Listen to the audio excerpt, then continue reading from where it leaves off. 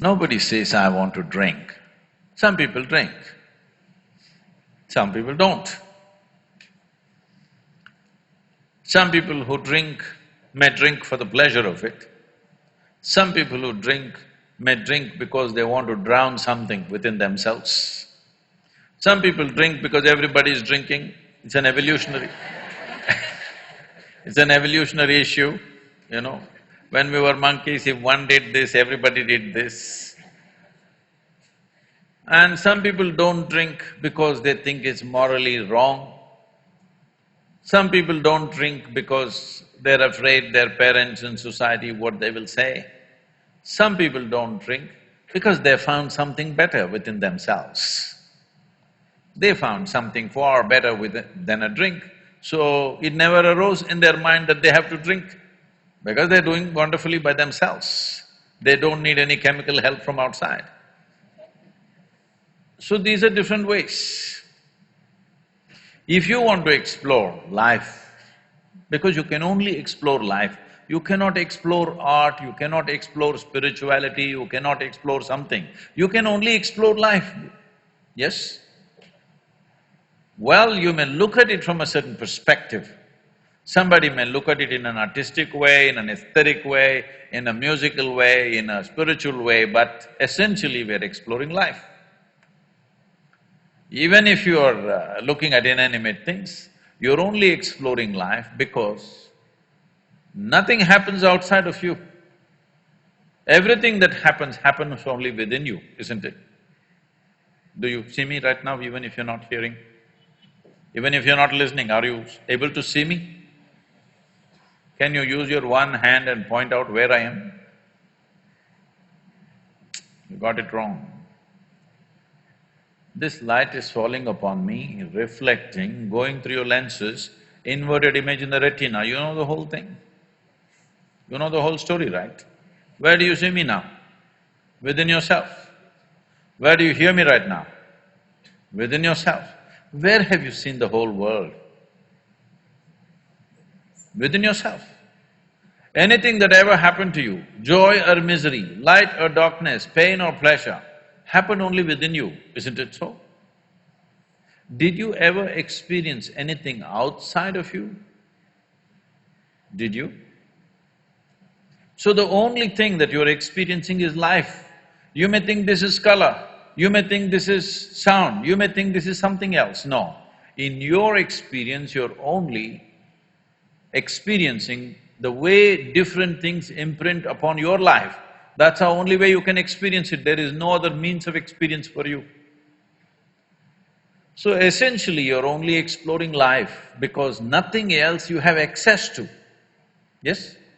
Right now, I may think I'm looking at this person, but no, I am only looking at the image that happens in my mind, isn't it so? Right now, if you touch somebody next to you, think you're experiencing that person's hand. No, you only experience the sensations in your hand, isn't it so? So your entire experience of life is absolutely within you. That means you are capable of experiencing only this one life. So is it a trap that you can only experience this? No. If you experience this, then everything becomes a possibility because, see, when it comes to body, we clearly know this is my body, that's your body, 100%. This is my mind, that's your mind, 100%, isn't it? But when it comes to life, there is no such thing as your life and my life. This is a living cosmos. You just captured a little bit of it. How much you captured, how much life have you gathered within you will determine what is the scope and scale of your life. So whether you call it art, whether you call it music, whether you call it spiritual process or whatever the nature of activity, activity is a means to open up your borders of individuality. Well, that first question, is it a way of stamping my individuality? No, it is a way of erasing the boundaries of your individuality so that something larger than yourself happens to you. Something larger than what you think as myself happens to you in your life. This is the purpose of love, this is the purpose of art, this is the purpose of sexuality, this is the purpose of spiritual process. Essentially, that something larger than myself must happen to me, because only if this happens, I feel trapped inside this. Yes or no? You interpret this in many different ways, but essentially what you're looking for is, you want to somehow go beyond the limitations of your own boundaries. The word yoga, you've heard of the word yoga? Hello? The word yoga means people think twisting and turning is not yoga. The word yoga means union. Union means if you sit here, there is you and the universe. If you sit here tightly fixed with your boundaries, it is you versus the universe. You versus universe is a stupid competition. Hello? Those of you who are like this all the time, it's an absolutely idiotic competition between you and the universe. If you have any sense, you don't compete with the universe, because you're a small speck in this universe. How do you compete? This is what individuality means. Individuality means you are head-on with the universe. Yoga means you obliterated the boundaries of your individuality. The distinction between what is you and what is the universe has gone down considerably. If you sit here, what is you and what is everything else is about the same in your experience. If this happens to you, then you will see there is no such thing as my life and your life. There is just one big life happening. This experience is needed.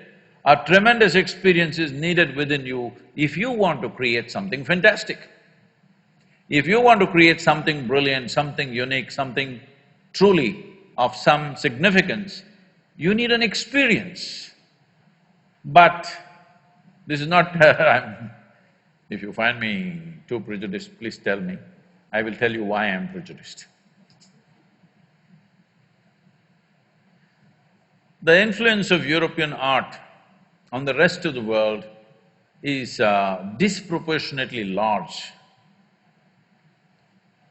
There is no joy in the art.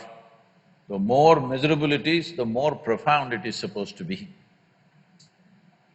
It should look grotesque and… Because this became a European trait that in their own thought, they thought their thought is so supreme, they went to the point of saying, I think so, I exist. I want to ask you a simple question. Is it because you think you exist, or because you exist you may think? Which way is it, please? Huh? Because you exist, you may think. Because most people are in such a state of mental diarrhea, they think thought is a continuous process. No, life is an ongoing process. Thought should happen consciously, isn't it?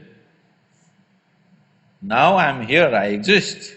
Now my hand moves when I want. Suppose this hand all the time it's jumping around like this, you will think I have an ailment. And definitely you can't be an artist with a jumping hand. Right now, this is the state of most minds. They're always jumping all over the place. And they think it's normal. It's not normal. But Sadhguru, everybody is like this only. Well, that's how it is in asylum. Everybody will be like that only the doctor will be crazy. Rest will be like that only, isn't it? So, it's important that there is an experience of exuberance, joy, profoundness. But right now in the world, a whole lot of people think only in misery you can be profound. Because it is true that for most people, their pain is the most profound experience of their life. To know profoundness of joy, to know profoundness of love, to know profoundness of exuberance and intensity of life, it takes something more. But if we just stick a pin into you, just a pin, not a sword, just a pin, the pain goes to the core, isn't it? Hello? Just a little pin, 1-inch pin, if I stick it, so deep. So pain becomes profound much more easily. So a lot of people think pain is the source of profoundness. This has to change. Indian art and the rest of the world must get liberated from the European art forms because it comes from deep states of misery, very deep states of misery. Suffering has been celebrated.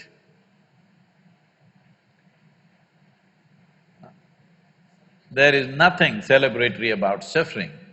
Maybe you can celebrate somebody else's suffering. There's nothing celebratory about your own suffering, isn't it? Please. So how Shiva… You still with him only? How Shiva explored his life, the different dimensions, I wanted to ask that also. That's what I said just now without mentioning his name, but what you're referring to as Shiva means that which is not. That means he is not. He is not means what? He is in a state of abandon. An artist should know a state of abandon as nothing phenomenal will ever come out of you. If you're doing it self-consciously, if I paint this, how much money will I get? Then you must be a street-side caricature artist. If you want to produce something fantastic, what you consider as myself should go, at least for moments. If not continuously, at least for moments it must go. Shiva means that's what it means. He's not. He's simply not. He's in a state of exuberance. When he's still, he's not. Otherwise, when he gets into movement, he gets into the most intense dance form, so then also he is not. He doesn't know the in-between. He's on this peak or on this peak. He doesn't rest in between. So, that's why exuberance and abandon is more important than control.